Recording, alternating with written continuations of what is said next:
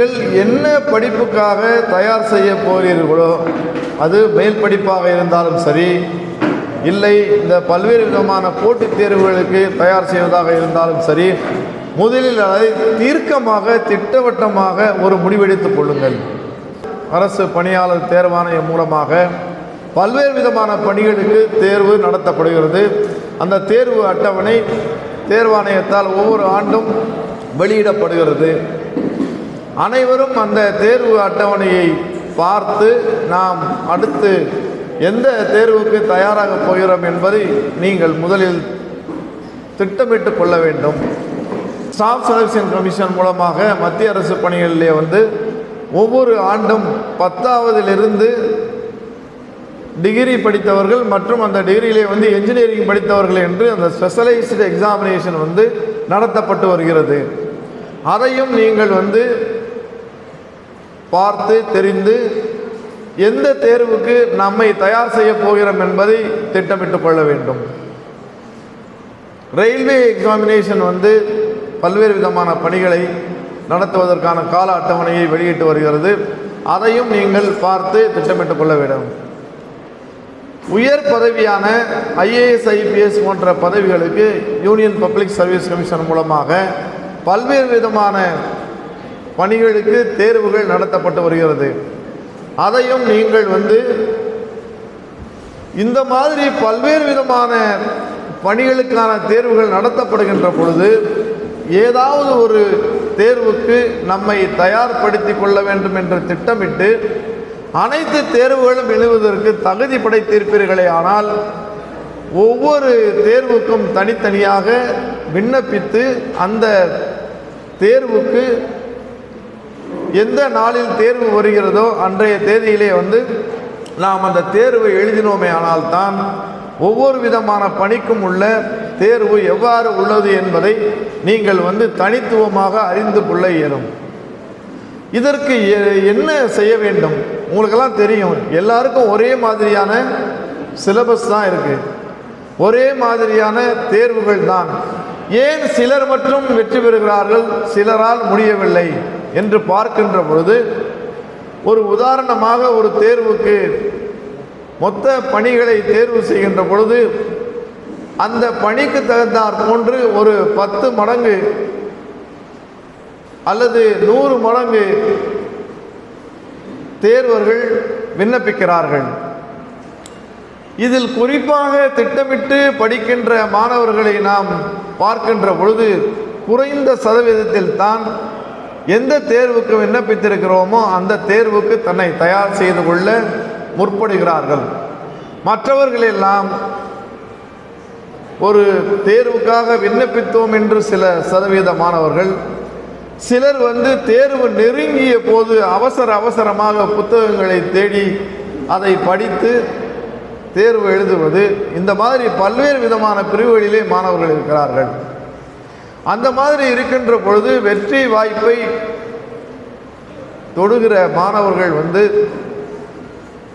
நான் குறிப்பிட்டதை போன்று குறிப்பாக எந்த தேர்வுக்கு நாம் நம்மை தயார் செய்ய வேண்டும் என்பதை தேர்வு அட்டவணை வந்தவுடனே நாம் படித்து கொண்டு அதற்கான புத்தகங்களை எல்லாம் முதலில் குறிப்புகளை எல்லாம் சேகரிக்க வேண்டும். உதாரணமாக இப்போ தமிழ்நாடு அரசு பணியாளர் தேர்வாணையம் என்று எடுத்துக்கொண்டால் உங்களுக்கு போட்டித் தேர்வுகளை தயார் செய்து கொண்டிருப்பவர்களுக்கெல்லாம் தெரிந்திருக்கும். தமிழ்நாடு பாடநூல் நிறுவனங்கள் 6வது வகுப்பிலிருந்து 12 வகுப்பு வரை உள்ள அனைத்து பாட புத்தகங்களும் ஒரு அடிப்படையான பொது அறிவை நாம் தெரிந்து கொள்வதற்கு அது ஆதாரமாக அமைகிறது. குறிப்பாக கணித பாடம், அறிவியல் பாடம், சமூக அறிவியல் பாடம், அரசியல் அமைப்பு சார்ந்த பாடங்கள், இவைகள் எல்லாம் நமக்கு அடிப்படை ஆதாரங்களை தெரிந்து கொள்வதற்கு பயன்படுகிறது. முதலில் இந்த புத்தகங்களை சேகரித்து வைத்துக்கொண்டு எப்படி படிக்க வேண்டும் என்பதை ஒரு திட்டமிட வேண்டும். உதாரணமாக நான் சொல்வதை நீங்கள் கவனமாக கவனித்து நம்மை ஒரு போருக்கு தயாராகும் போர் வீரனை போல உங்களை ஆட்படுத்தி கொண்டால்தான் நிச்சயமாக வெற்றி அடைய முடியும். நான் நிச்சயமாக சொல்கிறேன், உங்களுடைய உழைப்பு என்பது ஒரு அர்ப்பணிப்பாக அமைய வேண்டும் என்றால் தான் அந்த எதை நோக்கி நாம் பயணம் செய்து கொண்டிருக்கிறோமோ அதை முழுமையாக அடைய முடியும். அதற்கு என்ன செய்ய வேண்டும் என்று சொன்னால், இந்த உலக நாட்டுக்கே நாம் ஒரு முன்னுதாரணமாக இருக்கின்ற இந்த தமிழ் சமூகம் சங்க காலத்திலேயே என்ன சொல்வார்கள் என்றால், வைகரை துயில் எழு. இன்றைய காலகட்டத்திலே நிறைய பேர் பார்த்தீங்கன்னா தொலைக்காட்சிகள் பார்ப்பது, வேறு விஷயங்களெல்லாம் கவனங்களை செலுத்திவிட்டு இரவு நேரங்களில் தாமதமாக உறங்கி காலையில் தாமதமாக எழுந்திருக்கிற பழக்கத்தை அதிகமாக பார்க்க முடிகிறது. தோல்வி அடைவதற்கு அது முதல் காரணமாக அமையும் என்பதை நான் இங்கே உங்களுக்கு ஆணித்தரணமாக எடுத்து கூற விரும்புகிறேன். பழைய காலங்களில் எல்லாம் பார்த்தால், நாங்கள் எல்லாம் சிறுவர்களாக இருக்கின்ற பொழுது கிராமங்களில் எல்லாம் இந்த மாதிரியான மின் விளக்குகள் எல்லாம் கிடையாது. அப்பொழுது என்ன செய்வார்கள் என்றால், மாலை நேரத்திலே அந்த அந்தி சாய்கின்ற சூரியன் மறைந்த உடனே அந்த இருள் சூழுகிற சூழலில் இரவு உணவை அறிந்து விடுவோம். தோராயமாக நீங்கள் இன்றைய காலகட்டத்திலே இந்த நேரத்தை எடுத்துக்கொண்டீர்களே ஆனால் 7 மணிக்கெல்லாம் இரவு உணவு சாப்பிட்டு விடுவார்கள். இன்றைய மருத்துவ உலகம் என்ன சொல்கிறது என்று சொன்னால், இந்த உணவு செரிமானமாவதற்கும் நமது உடம்பு அந்த உணவை உட்கரிக்கிறோம் எடுத்துக்கொள்ளுகிற நேரம் இரவு நேரங்களில் 2 மணி நேரமாவது நாம் படுக்கைக்கு செல்லாது நிமிர்ந்து நிற்கிற சூழ்நிலையிலோ அமர்ந்து பேசுகிற சூழ்நிலையிலோ இல்லை படித்து கொண்டிருக்கிற சூழ்நிலையிலோ இருந்தால்தான் இந்த உடல் ஆரோக்கியமாக இருக்கும். இல்லை என்றால் 10 மணிக்கோ 12 மணிக்கோ துரித உணவுகளை உண்டுவிட்டு நாம் தூங்குகின்ற பொழுது முழுமையாக செரிமானமாகாது. அந்த உணவில் இருக்கிற சத்துக்களை எல்லாம் இந்த உடம்பு ஏற்றுக்கொள்ளாது. உபாதைகள் ஏற்படுகிறோம். காலையில் தாமதமாக எழுந்திருக்கின்ற பொழுது அன்றைய நேர கால அட்டவணை என்பது எல்லாமே தள்ளி போய்விடும். அதற்காகத்தான் அந்த வள்ளுவர் உங்களுக்கே தெரியும், எத்தனையோ குறள்களில் எல்லாமே சொல்லியிருந்தாலும் கூட சோம்பலை முறிப்பதற்கு திருக்குறள் புத்தகத்திலே 10 குறள்களை சொல்லியிருக்கிறார். மடியின்மை என்ற அதிகாரத்திலே நீங்கள் படித்து பாருங்கள். ஒரு குடும்பம், ஒரு குலம் கெட்டு போகுமேயானால் அதற்கு சோம்பல் தான் முதல் காரணம். ஒரு கவிஞர் சொல்லுகிறான், உழைப்பு என்னும் நெருப்பில் சோம்பலை எரித்தால் வெற்றி உமக்கு விழா எடுக்கும். சொல்றது ரொம்ப ஈஸியா இருக்கும், சொல்லுதல் யாருக்கும் எளிய, அறியவாம் சொல்லிய வண்ணம் செயல். நான் சத்தியமாக சொல்கிறேன், நீங்கள் உங்களை இந்த நிலையில் இருந்து அடுத்த நிலைக்கு, அது வேலையாக இருந்தாலும் சரி, ஒரு தொழிலை நீங்கள் தொடங்குவதாக இருந்தாலும் சரி, மேற்படிப்பாக இருந்தாலும் சரி, நம்மை தயார்படுத்துவதில் வெற்றியினுடைய முதல் ரகசியம் என்பது இந்த சூரிய உதயத்திற்கு முன்பாக யார் எழுந்திருக்கிறார்களோ அவர்களால் தான் ஒரு முழுமையான வெற்றியை அடைய முடியும் என்பதை கூறிக்கொண்டு, அந்த வைகறை என்கிற நேரம் என்பது காலையிலே அதிகாலையில் 4 மணியில் இருந்து 6 மணிக்குள்ளாக எழுந்திருத்து பழக்கப்படுத்திக் கொள்ள வேண்டும். இதை எப்படி செய்வது என்று நீங்கள் யோசிக்கின்ற பொழுது, நமது குடும்பத்திலே இருக்கிற அதிகாலையில் எழுந்திருக்கிற யாராவது ஒருவரிடம் என்னை 4 மணிக்கு எழுக வையுங்கள், இல்லை 5 மணிக்கு எழுந்திருக்க வையுங்கள் என்பதை ஒரு கொள்கையாக ஏற்படுத்தி கொண்டு, நமது அந்த உடல் செயல்பாடுகள் தொடர்ச்சியாக ஒரு விஷயத்தை 21 நாட்கள், கிட்டத்தட்ட ஒரு 3 வாரங்கள், 1 மாதம் நாம் செய்கின்ற பொழுது அந்த பழக்கம் வழக்கமாகி நம்மளுடைய வாழ்க்கையிலே அது ஒன்றி போய்விடுகிறது. நீங்கள் ஒரு மாதம் கழித்து 5 மணிக்கோ 4 மணிக்கோ எழுந்திருக்கிற பழக்கத்தை ஏற்படுத்தி கொண்டீர்களேயானால் மீண்டும் அந்த கடிகாரத்திலே அலாரம் வைத்து எழுந்திருக்க வேண்டிய சூழ்நிலை ஏற்படாது. நமது உடம்பே ஒரு கடிகாரமாக, அந்த பயாலஜிக்கல் கிளாக், ஒரு உயிர் கடிகாரம் என்பது நம்ம மனதிலே பதிந்து போய்விடும். நான் எத்தனை மணிக்கு எழுந்திருக்க வேண்டும் என்பதை அந்த இரவு நேரத்திலே நமது உடல் செயற்பாடுகள் எல்லாம் ஒரு கட்டமைக்கப்பட்டு, அது ஒரு நிர்ணயிக்கப்பட்டு, காலையிலே 4 மணிக்கு எழுந்திருக்கணும்னா எழுந்திருச்சலாம். இதை ஏன் நான் சொல்கிறேன் என்றால், முதலாவதாக அனைவரும் தினசரி பத்திரிகை படிக்கிற பழக்கத்தை கட்டாயமாக ஏற்படுத்திக் கொள்ள வேண்டும். எல்லோரும் சொல்வது, ஒரு நமது நாடாக இருந்தாலும் சரி, உலகமாக இருந்தாலும் சரி, பல்வேறு விதமான துறைகளிலே சாதிக்கின்ற சாதனையாளர்கள் முதல் சாதாரண சாமானியன் வரை ஒருத்தனுக்கு இந்த பூமி உலகத்திலே 24 மணி நேரம் என்பதுதான் கட்டமைக்கப்பட்டது. அவர்கள் மட்டும் எப்படி ஒரு நாளினுடைய 24 மணி நேரத்தை கட்டமைத்து கொண்டு அவர்கள் பணிபுரிகிறார்கள் என்பதை ஒரு நிமிடம் நாம் சிந்தித்து பார்க்க வேண்டும். காலையில் அதிகாலையில் வைகரையில் எழுந்திருத்த உடனே நாம் பக்கத்திலே உங்களுக்கு எந்த அளவுக்கு அந்த செய்தித்தாள்களை படிப்பதற்கு வசதி இருக்கிறது என்று என்னால் சொல்ல முடியவில்லை. எனது தந்தை எனக்கு கற்றுத்தந்தார். நான் 85ஆம் ஆண்டு 10ஆம் வகுப்பு முடித்த பின்பு அதுவரை உலக அறிவு, பொது அறிவு என்பதை கற்றுக்கொள்வதற்கு எனக்கு சூழ்நிலை ஏற்படவில்லை. அதனால் என்னை என்ன செய்தார் என்றால், கிராமத்திலிருந்து ஒரு நகரத்தை நோக்கி செல்வதற்காக பள்ளிக்கூடத்திலே என்னை சேர்த்தார். அந்த பள்ளிக்கூடத்திற்கு போகின்ற பொழுது அந்த பஸ் ஸ்டாண்டில் நின்று கொண்டிருக்கின்ற பொழுது நிறைய புத்தக கடைகள் இருக்கும், தினசரி பேப்பர்கள் இருக்கும். அப்போ அவர் என்ன சொல்லுவார்னா, இந்த பேப்பரை வாங்கி டெய்லி படிக்கணும். 85வது ஆண்டில் வாங்கப்பட்ட நடுநிலை நாளேடுகளாக தினமணி பத்திரிகையும், ஹிந்து பத்திரிகையும், எம்ப்ளாய்மெண்ட் நியூஸும் இன்று வரை நான் வாங்கி படித்து கொண்டிருக்கிறேன். என்னை அது இன்று வரை அடுத்த நிலைக்கு செல்வதற்கு செதுக்கி கொண்டிருக்கிறது. ஏன் இதை நான் சொல்கிறேன் என்று சொன்னால், நமக்கெல்லாம் தெரியாது. 6வது படிக்கின்ற ஒரு மாணவனுக்கு நான் பட்டத்திலே பட்டம் படிக்கின்ற பொழுது நான் என்ன பாடம் எடுக்க வேண்டும், 10ஆம் வகுப்பு முடித்து 11வது வகுப்பு படிக்கின்ற பொழுது நான் எந்த குரூப்பை தேர்வு செய்ய வேண்டும் என்று அந்த குழந்தைக்கு தெரியாது. அதை ஏற்படுத்தி கொண்டுகின்ற ஒரு வாய்ப்பு யாருக்கு இருக்கிறது? பெற்றோருக்குத்தான் இருக்கிறது. நிறைய கல்வி கண்காட்சிகள் நடத்துகிறார்கள். அந்த கல்வி கண்காட்சிக்கு செல்கின்ற பொழுது அந்த குழந்தைகளுக்கு 6வது வகுப்பிலிருந்து அதை புகட்டுகின்ற பொழுதுதான், நான் என்னவாக போகிறேன், நான் என்ன பாடம் படிக்க வேண்டும், எந்த வேலைக்கு நான் செல்ல போகிறேன் என்பதை அந்த குழந்தை திட்டமிட்டுக் கொள்வதற்கு அது வசதியாக இருக்கும் என்பதால் தான் நீங்கள் தினமும் இந்த பத்திரிகையை படித்தீர்களே ஆனால், எம்ப்ளாய்மெண்ட் நியூஸ் நீங்கள் ஒரு லைப்ரரியில் போய் படித்தீர்களே ஆனால், உங்களை அடுத்த நிலைக்கு கொண்டு செல்வதற்கு ஒரு 6 மாத காலமாவது எடுத்துக்கொள்ளும்.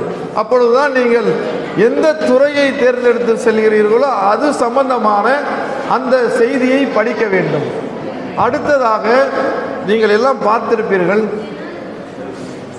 அந்த கணக்குகள் எழுதுவதற்கு பக்கம் போடப்பட்ட நீண்ட நோட்டு புத்தகங்கள் இருக்கும். நோட்டு அது கடைகளில் நீங்கள் போய் பார்க்கும் பொழுது முதல் பக்கம் 1லிருந்து ஒரு 100 பக்கமோ 200 பக்கமோ அந்த நோட்டு போட்டிருப்பாங்க, கோடு போட்ட நோட்டு புத்தகங்கள். அந்த நோட்டு புத்தகங்களை உங்களுடைய பாட வாரியாக வாங்கி இந்த பத்திரிகையில் வருவதையும் நண்பர்கள் மூலமாக தெரிந்து கொள்கின்ற அந்த செய்திகளையும் அந்த நோட்டிலே கைப்பட எழுத வேண்டும்.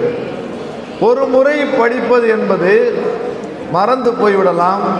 ஒரு முறை எழுதுவது என்பது பல முறை படிப்பதற்கு சமமாக இருக்கும். இதெல்லாம் நான் சொல்கின்ற விஷயங்கள் எல்லாம் ஏற்கனவே வெற்றியாளர்களிடமிருந்து கற்றுக்கொண்டதும், நாங்கள் நண்பர்களாக சேர்ந்து படிக்கின்ற பொழுது ஒருவர் அறிந்து கொண்டுகிற பொழுது எப்படியெல்லாம் ஒருத்தர் செய்து கொண்டிருக்கிறார்கள் என்ற வெற்றியாளர்களுடைய நல்ல செய்திகளைத்தான் உங்கள் முன்னாடி நான் எடுத்து வைக்கிறேன். தினமும் படிக்க வேண்டும். படித்த செய்திகளை தானே நோட்டு புத்தகத்தில் எழுத வேண்டும்.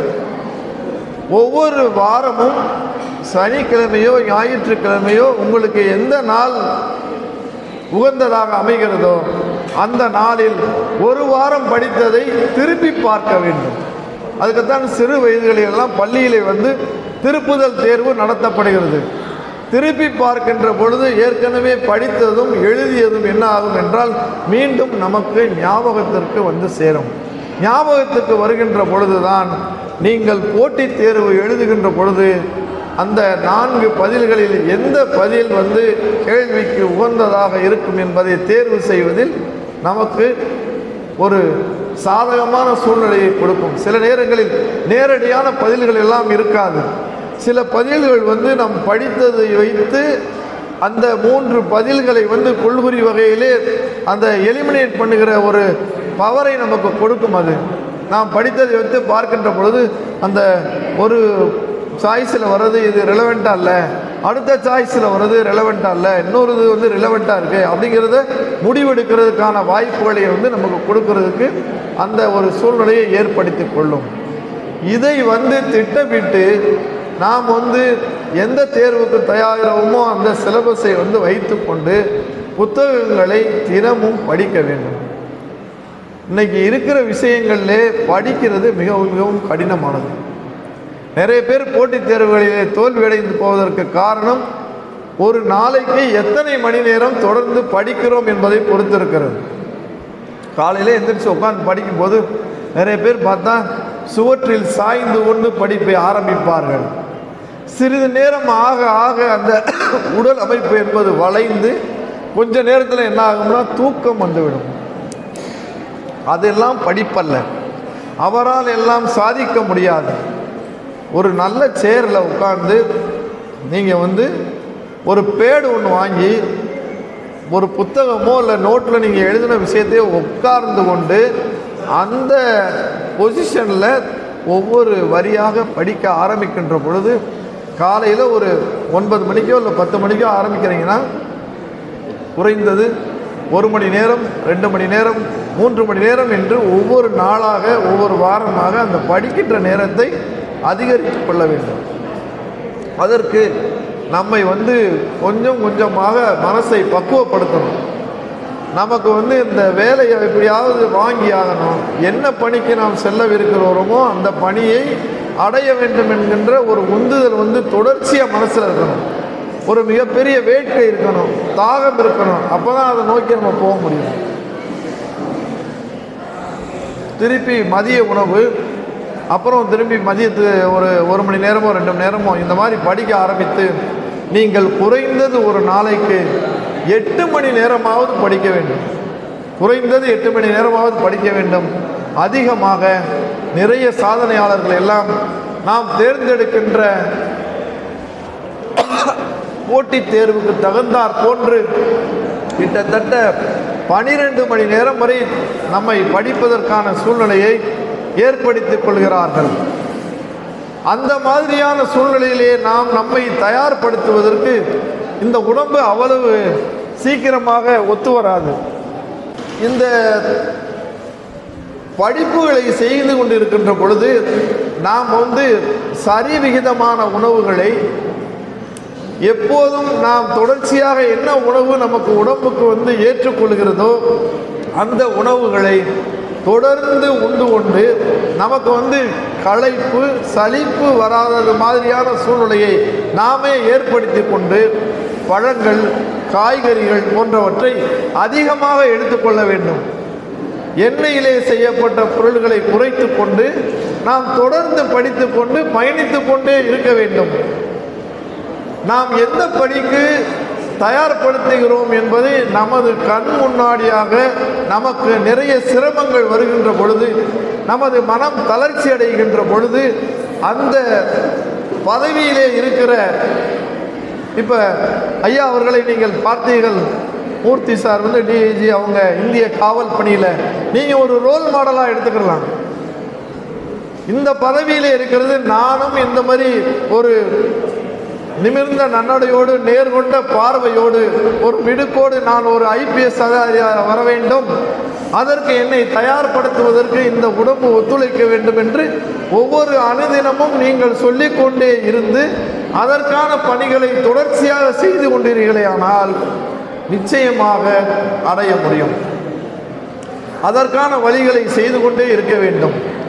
அடுத்ததாக நீங்கள் படித்ததை ஒவ்வொரு நாளும் இரவு நேரத்திலே தூங்க செல்லுகின்ற பொழுது ஒரு தனிமையிலே அமர்ந்தோ அல்லது உங்களுடைய நினைவுகளை எல்லாம் திருப்பி இன்றைய நாள் எத்தனை மணி நேரம் படித்தோம், என்ன படித்தோம், அது நினைவுக்கு வருகிறதா என்பதை நினைவுபடுத்தி பார்க்க வேண்டும். ஆரம்ப காலத்தில் நிச்சயமாக அது நினைவுக்கு வராது.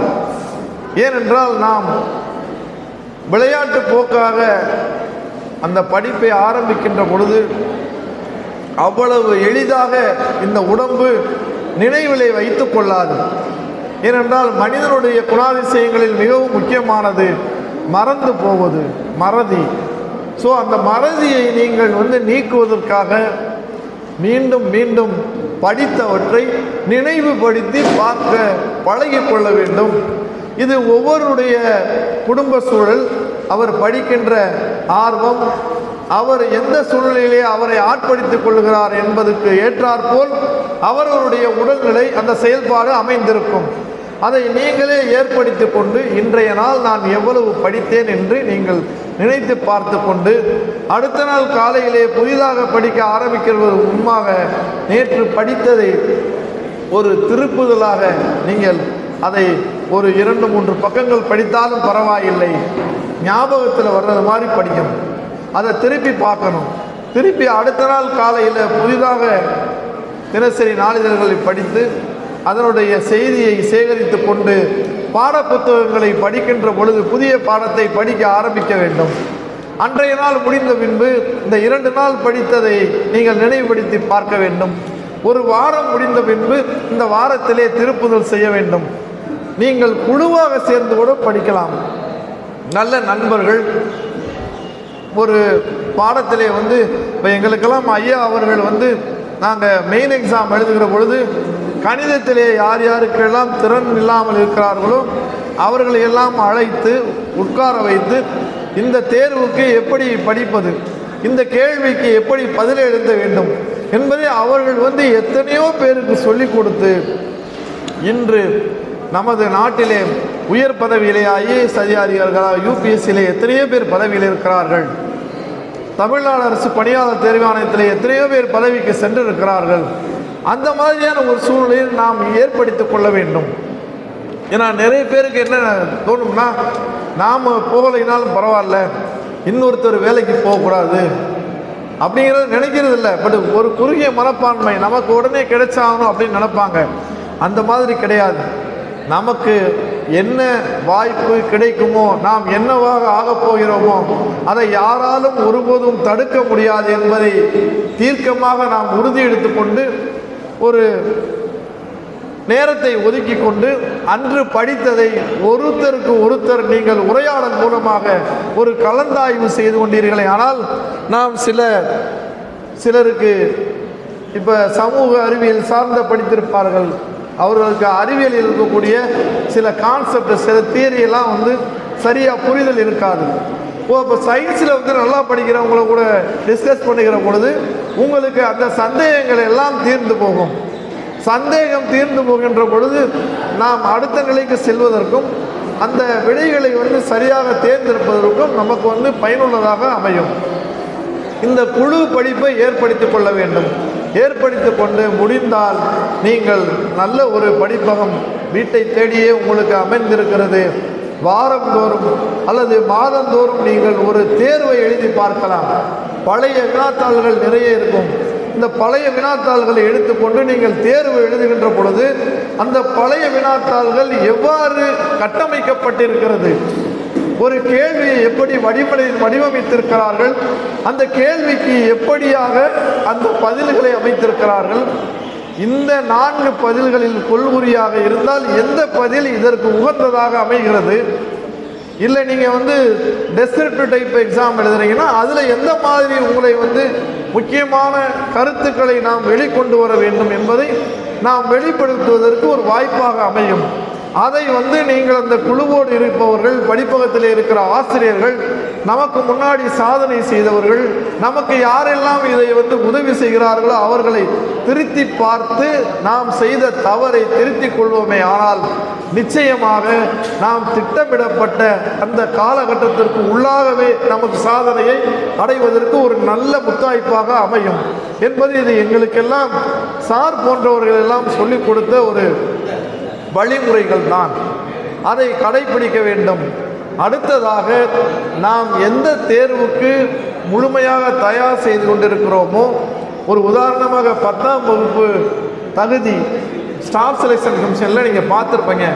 தயவு செய்து உங்களுடைய ஸ்மார்ட் ஃபோனில் இருக்கக்கூடிய வேற நேரங்களுக்கு நமது நேரத்தை தொலைத்து கொண்டிருப்பதை குறைத்து கொண்டு, எத்தனை பேர் பார்த்துருப்பீங்கன்னு எனக்கு தெரியாது, 10ஆம் கிளாஸ்லேருந்து டிகிரி வரைக்கும் அவங்க வருஷம் எக்ஸாம் நடத்துகிறாங்க. எம்டிஎஸ் தேர்வு ஸ்டாஃப் செலெக்ஷன் கமிஷனில் வைக்கிறாங்க, +2 லெவலில் எக்ஸாம் வைக்கிறாங்க. காமனாக ஒரு கிராஜுவேஷனாக நம்ம இருந்தோம்னா பட்டப்படிப்பு படித்தவர்களுக்கு நடத்துகிறார்கள். என்ஜினியரிங் கிராஜுவேட்டாக இருந்தால் அவங்களுக்கு தனியான ஒரு தேர்வு நடத்துகிறார்கள். நமக்கெல்லாம் இது ஒரு நல்ல வாய்ப்பாக, உங்களுக்கு இங்கேயே நூலகத்திலேயே நிறைய புத்தகங்கள் இருக்கிறது. புத்தகங்களை தயவு செய்து பட்டுங்கள். புத்தகத்தை தூங்க விடாதீர்கள், நீங்களும் தூங்காதீர்கள். அதை மீண்டும் மீண்டும் மீண்டும் படித்து கொண்டு உங்களுக்கு இன்னும் எந்த புத்தகங்கள் தேவைப்படுகிறது, என்னை தயார் செய்வதற்கு இங்கே இருக்கிற அந்த புத்தகங்களை நீங்கள் வாங்கி கொடுங்கள் என்று கேட்கின்ற அளவுக்கு உங்களை தயார்படுத்திக் கொள்ள வேண்டும். அந்த மாதிரியான ஒரு ஆக்கப்பூர்வமான சிந்தனையோடு எந்த நேரமும் அந்த சிந்தனையிலேயே இருக்க வேண்டும். சில கல்லூரிக்கு நான் சென்றிருந்தேன். அந்த மரத்தினுடைய நிழலிலே உட்கார்ந்து படிக்கிறார்கள். அதில் ஒரு மாணவர் பார்த்தீங்கன்னா நல்ல வெயிலில் உட்கார்ந்து படிச்சுட்டு இருந்தார்.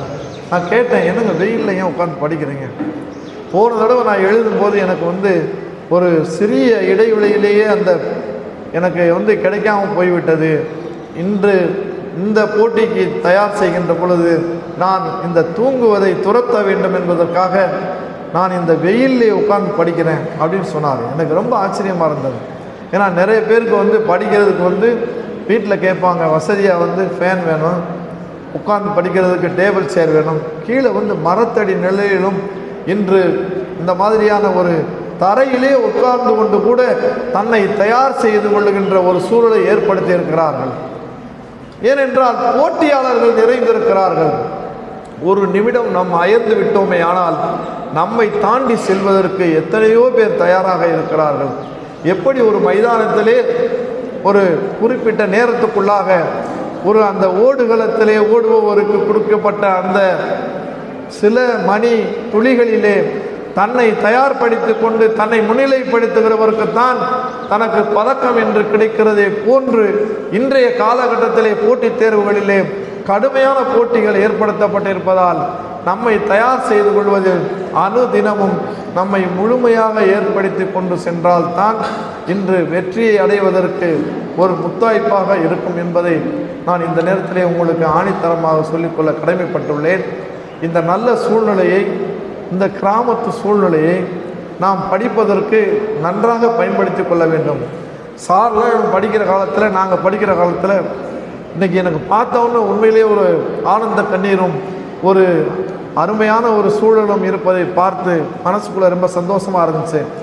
அன்றைய காலகட்டத்திலெல்லாம் பார்த்தீங்கன்னா இன்றைக்கி நீங்கள் பார்க்குற இந்த புத்தகங்களும் இந்த விழிப்புணர்வு நிகழ்ச்சிகளும் எங்களுக்கெல்லாம் கிடைக்கவில்லை. அன்றைக்கி டெல்லிக்கு போய் பார்த்தீங்கன்னா பல லட்சம் ரூபாய் செலவு பண்ணால் தான் இந்த புத்தகங்களே நம்ம பார்க்க முடியும். சென்னையிலோட புத்தகங்கள்லாம் கிடையாது, 90களிலெல்லாம். அந்த மாதிரியான சூழ்நிலை இங்கே உங்களுக்கு கிடைத்திருக்கிறது. உங்களுடைய நான் சொல்வதை போன்று இந்த ஆர்வம் இருப்பவர்கள் ஒவ்வொரு பகுதியிலும் ஒவ்வொரு பாடத்திலும் ஒவ்வொரு பகுதியிலே ஒருத்தர் எக்ஸ்பர்ட்டாக இருப்பார். அவங்களையெல்லாம் தயார்படுத்தி கொண்டு நமக்குள்ளே ஒரு குழுவாக நாம் அனைவரும் ஒவ்வொருத்தரும் ஒவ்வொரு பதவியை அடைவதற்கு, ஒரு ஆட்சி அதிகாரத்தை நாம் அடைவதற்கு நமக்குள்ளே ஒரு உந்துதலை ஏற்படுத்தி கொண்டு நாம் செயல்பட வேண்டும் என்று நீங்கள் உங்களுக்குள்ளே ஒரு குழுவாக செயல்பட்டோமே ஆனால் தனித்தனியாக படிக்கின்ற பொழுது கிடைக்கின்ற அந்த முடிவுகளை விட குழுவாக படிக்கின்ற பொழுது கிடைக்கின்ற முடிவுகள் நிதர்சனமாக ஒரு ஐஏஎஸ் பதவியாக இருந்தாலும் சரி, ஐபிஎஸ் பதவியாக இருந்தாலும் சரி, நம்மளால் அடைய முடியும் என்ற ஒரு இலக்கை நோக்கி நாம் பயணித்துக் கொள்வதற்கு இது ஒரு நல்ல வாய்ப்பாக இருக்கிறது. இந்த வாய்ப்பில் நீங்கள் ஒரு தினத்தில் நான் சொன்னதை போன்று சில மணி நேரங்களை மட்டும் படிக்காமல் அதிகமான நேரங்களை எடுத்துக்கொண்டு நாம் எந்த நேரமும் படிப்பு படிப்பு படிப்பு படிப்பு தயவு செய்து அந்த மாதிரி இருந்தால் தான் படிக்க முடியும். சாருக்கெல்லாம் எவ்வளவோ பணிகள் இருக்கிறது. பல்வேறு விதமான சூழ்நிலைக்கு இடையிலே நமக்கெல்லாம் கிடைக்காத ஒன்றை, நாம் சந்தித்த பிரச்சனைகளை எல்லாம், அந்த தடைகளை எல்லாம் தகர்த்து நம்மை சார்ந்த, நமது பகுதியை சார்ந்த, அது குறிப்பாக நீங்கள் மாணவியர்கள் நிறைய வந்திருக்கிறீர்கள். நிறைய தடைகளை தாண்ட வேண்டிய சூழ்நிலைகள் இருக்கும். படிப்பாக இருந்தாலும் சரி, வேலைக்கு செல்கின்ற பொழுது. ஸோ அந்த மாதிரியான சூழ்நிலையில் நாம் இருக்கின்ற இடங்களிலேயே ஒரு அமைதியான சூழ்நிலையை ஏற்படுத்தி படிப்பதற்கு ஒரு நல்ல வாய்ப்பை ஏற்படுத்தி கொடுத்திருக்கிறார்கள்.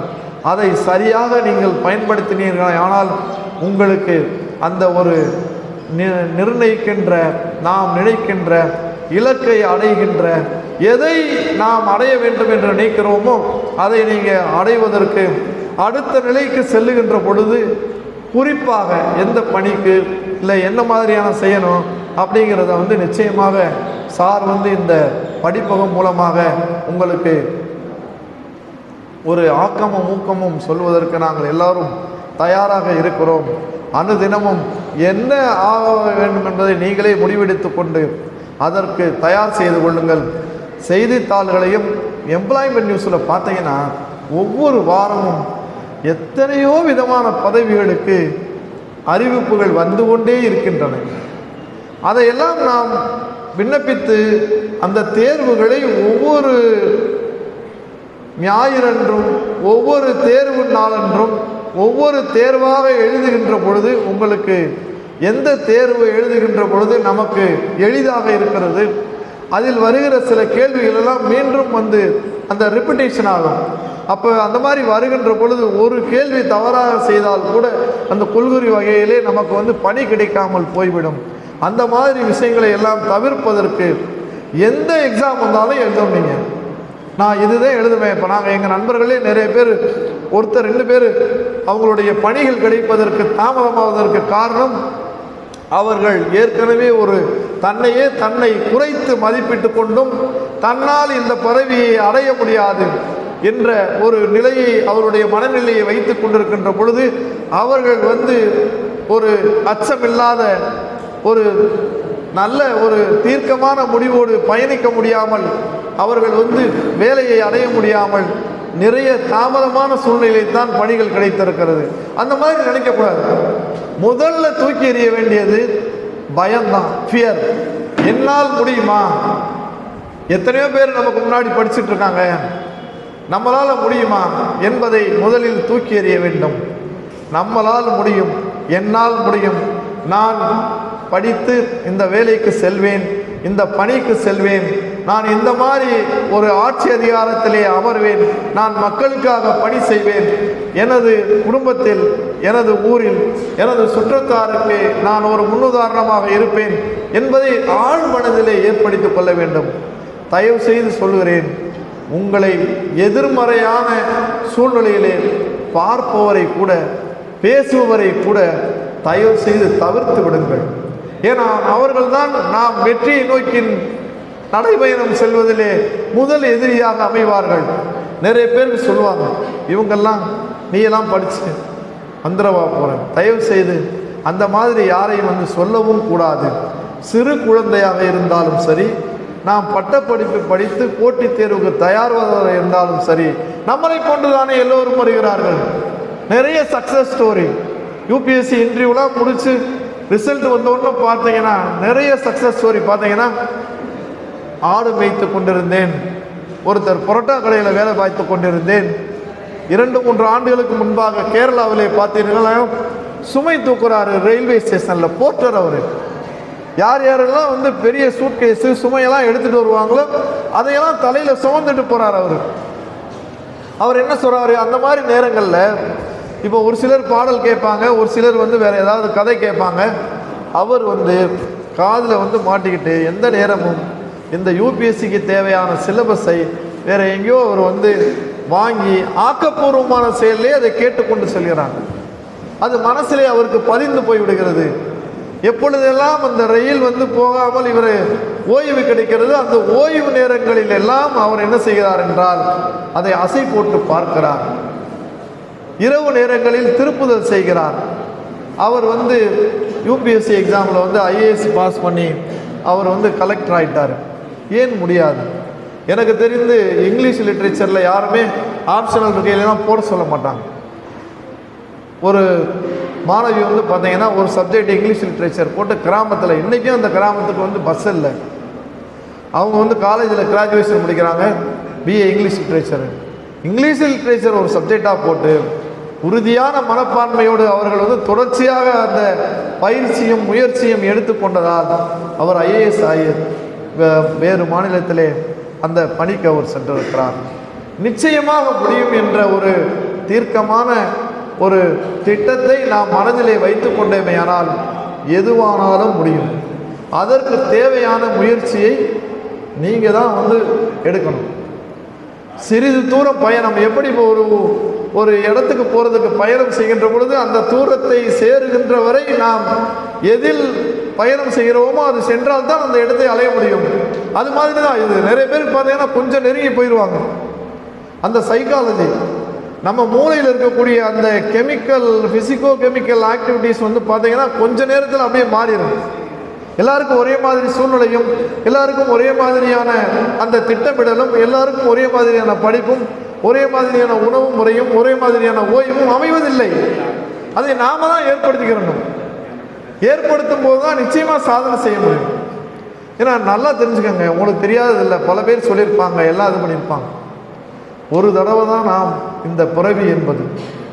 இந்த மனித பிறவியில் இந்த இடத்தில் நான் இந்த படிப்பகத்திற்கு, பாலா படிப்பகத்திற்கு ஐயா அவர்களுடைய ஏற்பாடில் சென்று இந்த விழிப்புணர்வால் நான் இன்றிலிருந்து என்னை மாற்றிக்கொள்கிறேன் என்ற சத்தியத்தை நீங்கள் எடுத்துக்கொண்டால் தான் நீங்கள் சாதிக்க முடியும். இல்லை என்றால் நாங்கள் சொல்கிற வார்த்தைகள் எல்லாம் உங்களுக்கு காற்றிலே கரைந்து சென்ற ஒரு கதையாக போய்விடுமையானால் அதனால் நிச்சயமாக சாதிக்க முடியாது. ஒரு உறுதி வேண்டும்.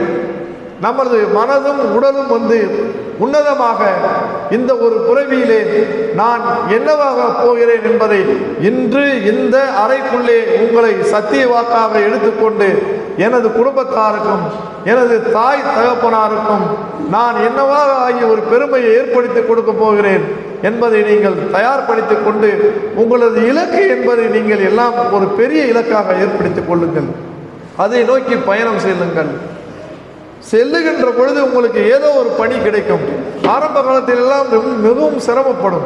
நாங்கள் படிக்கிற காலத்தில் எல்லாம் எல்லோரும் இளநிலை படிப்பு, முதுநிலை படிப்பெல்லாம் படித்துவிட்டு சென்னையிலே போய் உட்கார்ந்து படிக்கின்ற பொழுது மாதம் பணம் அனுப்புவதற்கு ஒவ்வொரு குடும்பத்திலிருந்தும் பல்வேறு சிரமங்கள் இருந்தது. இன்று அப்படி அல்ல. உங்களை தேடிய, உங்கள் வீட்டை தேடிய, உங்களுக்கு அருகாமையிலேயே, உங்களுக்கு பக்கத்திலேயே அத்தனை விதமான புத்தகங்களும் படிப்பதற்கு உகந்த ஒரு சூழலும் இருக்கின்ற பொழுது நாம் ஏன் நிச்சயமாக வெற்றி பெற முடியாது என்ற ஒரு சத்திய வாக்கை எடுத்துக்கொண்டு நீங்கள் பயணிக்க வேண்டும். சார் ஒரு உதாரணமாக எடுக்கின்ற பொழுது ஒவ்வொரு பதவியிலும் நான் இந்த பதவியிலே அமர்ந்து நான் இந்த மாதிரி ஆகப் போகிறேன் என்பதை நீங்கள் ஒரு கனவாக எடுத்துக்கொள்ள வேண்டும். அந்த கனவு காண்கின்ற பொழுதுதான் நாம் அதற்கு தேவையான வழிகளை செய்வதற்கு நம்மை தயார்படுத்தி கொள்ள ஒரு சூழலை ஏற்படுத்தி கொள்ள வேண்டும். அனுதினமும் நாம் இதுதான் ஆவேன், என்னால் முடியும், நாமும் ஒன்றாக சேர்ந்து இதை அடைவோம் என்ற ஒரு குறிக்கோளோடு சேர்ந்து கொண்டு நீங்கள் பயணித்தால் நிச்சயமாக நாம் இந்த இலக்கை அடைய முடியும் என்று கூறிக்கொண்டு, தென்றலால் பொதிகைக்கு பெருமை உண்டு, தீந்தமிழால் மதுரைக்கு சிறப்பு உண்டு, பாலா படிப்பகத்துக்கு வந்த உங்கள் அனைவருக்கும் ஒரு சிறந்த வரலாறு உண்டு என்று கூறிக்கொண்டு எனது உரையை முடித்துக் கொள்கிறேன். நன்றி, வணக்கம்.